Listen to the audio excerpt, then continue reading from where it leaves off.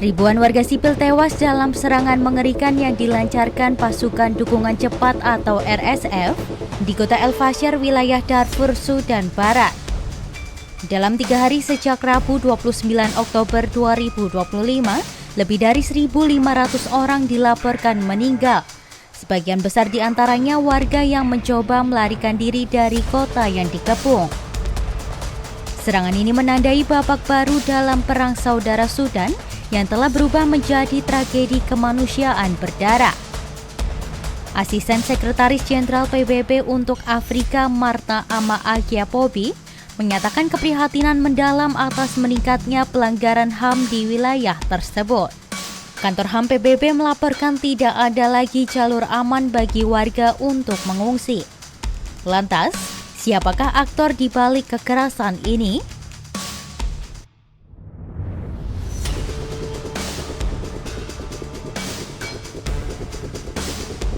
Sejak April 2023, Angkatan Bersenjata Sudan SAF dan pasukan dukungan cepat RSF saling melempar tuduhan bahwa masing-masing mendapat sokongan dari kekuatan asing. Namun akar konflik ini tak semata berasal dari campur tangan luar, melainkan juga akibat perseteruan internal antar jenderal di tubuh militer Sudan. Pemimpin de facto Sudan, Jenderal Abdel Fattah al-Burhan, dan Komandan RSF Mohamed Hamdan Daglo awalnya berada di kubu yang sama. Keduanya bersekongkol dalam kudeta yang menumbangkan pemerintahan transisi sipil setelah jatuhnya Presiden Omar al-Bashir pada 2019.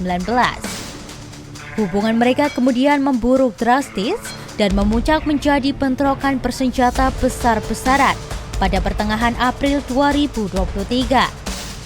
Sejak saat itu, Perang saudara di Sudan telah merenggut puluhan ribu nyawa, memaksa hampir 12 juta orang mengungsi, dan menjerumuskan negara itu ke dalam krisis kemanusiaan yang sangat serius.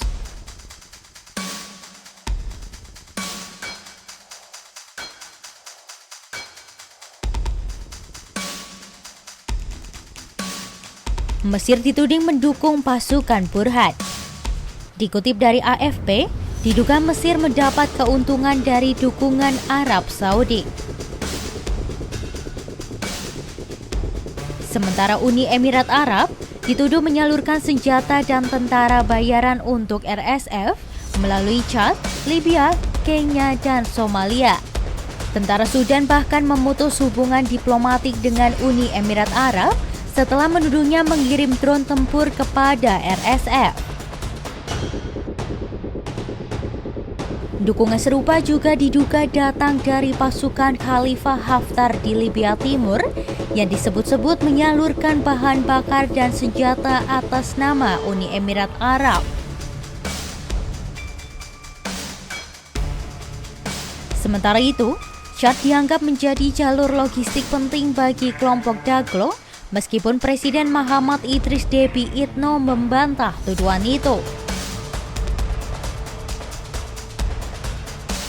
Di sisi lain, Turki terang-terangan mendukung militer Sudan dan dilaporkan memasok drone untuk menyerang posisi RSF.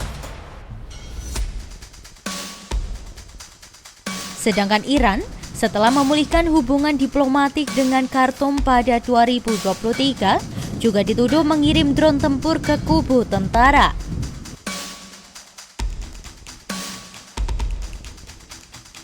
Tak ketinggalan, Rusia disebut masih menjaga hubungan militer dengan Sudan, termasuk dalam proyek pembangunan pangkalan laut di Laut Merah, serta beberapa kerjasama strategis baru yang diumumkan tahun ini. Bahkan Kenya ikut terseret setelah tentara Sudan menemukan amunisi bertanda Made in Kenya di gudang RSF. Dengan keterlibatan berbagai aktor asing dan konflik internal yang tak kunjung reda, Sudan kini menjadi panggung perang proksi antara kekuatan regional dan global.